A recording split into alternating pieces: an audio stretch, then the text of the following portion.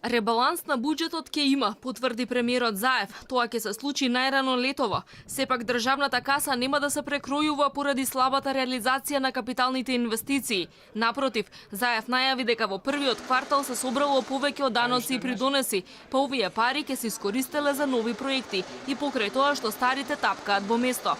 Ребаланс на буџетот размислуваме заради одличните перформанси на буџетот, пред се во приходниот дел, кој што реално може да предвидат почеток и старт на одредени нови капитални зафати во државата. Само заради тој дел, кога зборувам, се зависи од политичката состојба во државата. Изборите успешни, неуспешни, сигурно нашата проекција димензионира на успешни избори, на трендови кои што носат, веројатно е возможно и во текот на летот. Во првите 3 месеци од годинава за патишта, гасоводи, училишта, болници, железница и други капитални проекти се потрошиле нешто над 26 милиони евра, или само 6,2% од предвидените 422 милиони евра за цела година. За да се оствари проекцијата, реализацијата би требало да биде околу 25% или 4 пати повеќе. Премиерот не е загрижен поради овие бројки. Тврди дека и покрај се, 2019 година ќе биде економска година.